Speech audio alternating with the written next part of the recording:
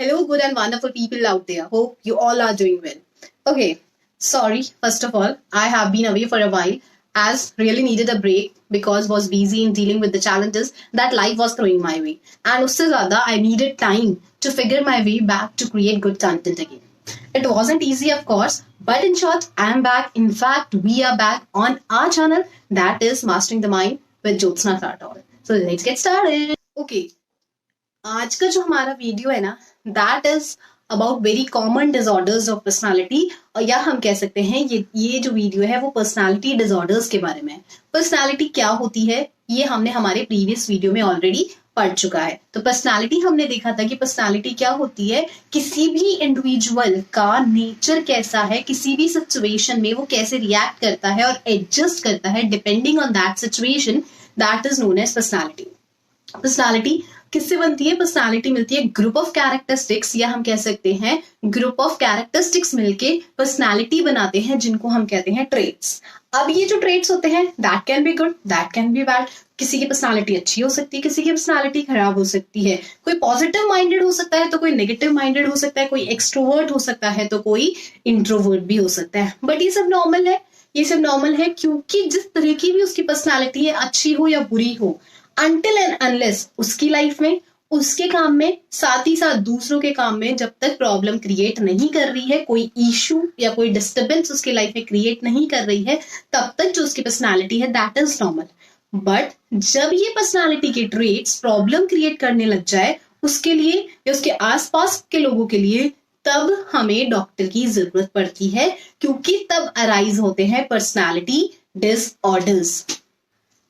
यहां से हम पर्सनालिटी डिसऑर्डर्स को डिफाइन कर सकते हैं, rigid and unhealthy patterns of thinking, behaving and functioning.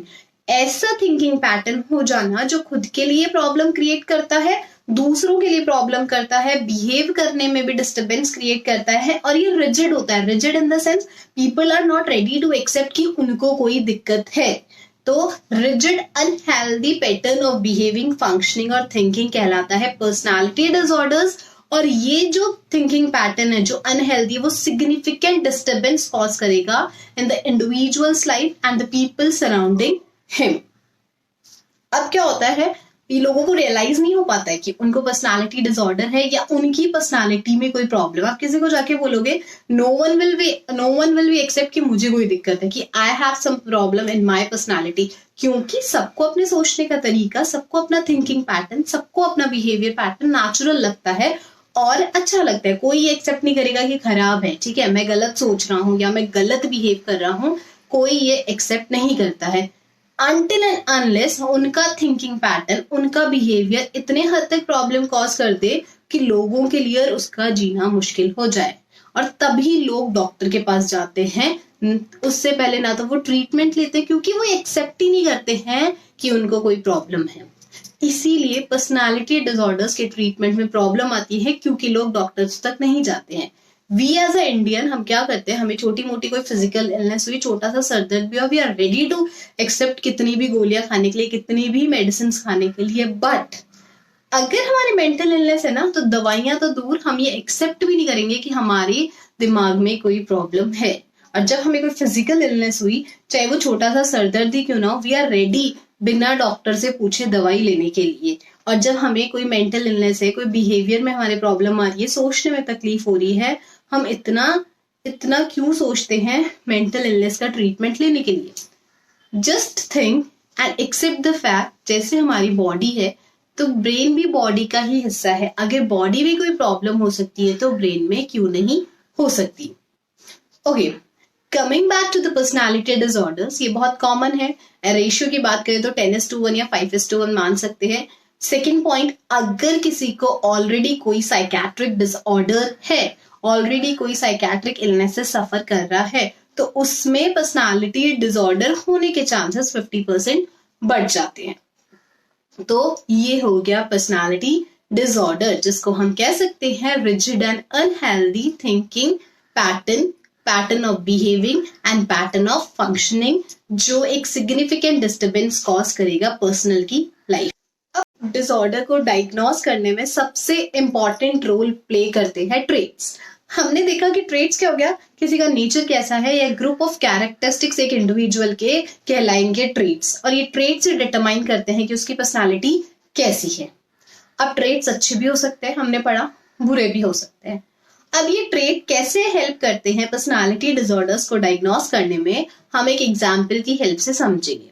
ठीक है, कोई एक इंडिविजुअल है या आपकी फैमिली में कोई रिलेटिव है, उसका स्टार्टिंग से ये हैबिट है कि वो लोगों को जज करता है। ठीक है, आप गए उसके पास, ये क्या पहना, ये क्यों पहना, ये नहीं पहना, ऐसे क्यों दिख रहे हो, वैसे क्यों दिख रहे हो। आज आप 10 साल बाद मिलते हो तो भी उसका हैबिट कैसा है, सेम है। दैट मीन्स ये उसके इनग्रेन्ड पैटर्न है, ये उसकी पर्सनालिटी है ऑलरेडी, जो आज भी वैसी है, 10 साल बाद आप मिलते हो तो भी वैसी है। दैट मीन तो ये उसका ट्रेट है जो क्या है, कांस्टेंट है, ट्रेट वेरिएट नहीं कर रहा है, तो ये उसके लिए क्या है, नॉर्मल है, ये उसकी नॉर्मल पर्सनालिटी है। एक आता है स्टेट ऑफ माइंड। आज आप खुश थे, थोड़ी देर बाद में आप डिस्टर्ब हो जाते हो, थोड़ी देर बाद में आप गुस्से में आ जाते हो, and next day you feel fresh, तो ये हो गया state of mind. State of mind क्या करता है, वेरिएट करता रहता है अकॉर्डिंग टू सिचुएशन, बट जो ट्रेट होते हैं वो क्या रहेंगे, कांस्टेंट रहेंगे। तो जब हम पर्सनालिटी को डायग्नोस कर रहे हैं, पर्सनालिटी डिसऑर्डर्स को डायग्नोस कर रहे हैं, तो स्टेट ऑफ माइंड के बेसिस पे हम पर्सनालिटी डिसऑर्डर्स को डायग्नोस नहीं कर सकते, बट किससे करेंगे, depending on the traits of the personality. अब पर्सनालिटी डिसऑर्डर्स में हमें दो तरह के लोग देखने को मिलते हैं, एक तो होते हैं ईगोसिंटोनिक एंड एक होते हैं एलोप्लास्टिक। पर्सनालिटी डिसऑर्डर्स में हमें दो तरह के लोग देखने को मिलते हैं, I am repeating, egosyntonic and alloplastic. Egosyntonic की बात करें तो मैं तो गलत हो ही नहीं सकता, मैं जो सोच रहा हूं वो बिल्कुल सही सोच रहा हूं, गलती है तो सामने वाले की सोच में है, मैं जो भी सोचता हूं, मैं जो भी करता हूं वो सही है। दिस इज द प्रॉब्लम जो ट्रीटमेंट लेने से रोकती है, कि पेशेंट ये एक्सेप्ट ही नहीं कर पाता है कि वो कुछ गलत सोच रहा है। पेशेंट को लगता है आई एम परफेक्टली फाइन, और जो भी मैं सोच रहा हूँ वो बिल्कुल सोच रहा हूँ, मैं गलत नहीं सोच रहा हूँ। जैसे कि जो झूठ बोलता है या जो मर्डर करता है या जो गलत काम करता है, उससे पूछोगे तो वो कभी ये नहीं बोलेगा कि he is doing wrong things या वो कुछ गलत कर रहा है, वो ये बोलेगा हाँ मैंने सही किया, मैंने मर्डर करके, मैंने झूठ बोल के, मैंने धोखा देके कुछ भी गलत नहीं किया। तो ऐसे लोगों को हम कहते हैं ईगोसिंटोनिक पीपल। ईगोसिंटोनिक, ईगो मतलब मैं कभी गलत नहीं हो सकता। दूसरे आते हैं एलोप्लास्टिक पीपल। एलोप्लास्टिक पीपल का मैं एग्जाम्पल देती हूँ। हम किसी नए सिचुएशन में जाते हैं, नए सराउंडिंग में जाते हैं, नए एनवायरनमेंट में जाते हैं, तो हम कोशिश करते हैं एडजस्ट करने की, हम तरीके ढूंढते हैं, हम वेज ढूंढते हैं कि हम कैसे दूसरे नए लोगों के साथ एडजस्ट हो पाए ताकि एक हार्मोनियस रिलेशनशिप मेंटेन कर सकें। बट ये एलोप्लास्टिक पीपल जो होते हैं ना, वो सोचते हैं कि मैं अपनी जगह बिल्कुल ठीक हूँ, आई एम परफेक्टली फाइन, जो सामने वाले लोग हैं उनको बदलने की जरूरत है, या जो मेरा एनवायरनमेंट है उसको बदलने की जरूरत है, बिकॉज मैं तो पूरी तरह से ठीक। ओके, तो ये सब तो हो गया पर्सनालिटी क्या होती है, पर्सनालिटी डिसऑर्डर्स को हम कैसे डिफाइन कर सकते हैं, ट्रेट्स क्या होते हैं और ट्रेट्स का क्या रोल होता है पर्सनालिटी डिसऑर्डर्स को डायग्नोस करने में।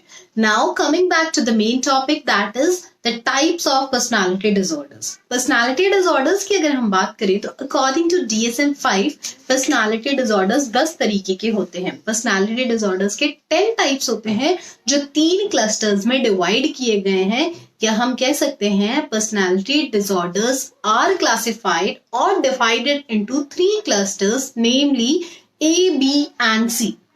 Cluster A of personality disorders, इसमें आते हैं ऑड एंड इसेंट्रिक बिहेवियर वाले लोग, जो थोड़ा सनकी या अजीब टाइप का बिहेवियर शो करते हैं अपनी पर्सनालिटी में, जो प्रॉब्लम क्रिएट करता है उनके लिए और सराउंडिंग एनवायरनमेंट और सराउंडिंग पीपल के लिए, वो आते हैं क्लस्टर ए में। क्लस्टर ए में 3 तरह के डिसऑर्डर्स हमें देखने को मिलते हैं, पैरानॉइड, सिजॉइड एंड सिजोटिपिकल। सेकेंड आता है क्लस्टर बी, जिसमें हमें ओवरली ड्रामेटिक या ओवरली इमोशनल, ड्रामेबाज, इमोशनल, इस तरीके के लोग देखने को मिलते हैं, जो 4 तरीके के पर्सनालिटी डिसऑर्डर्स क्लस्टर बी में होते हैं। Anti social personality disorder, border line, histrionic and fourth one is narcissistic personality disorder. Third आता है क्लस्टर सी। क्लस्टर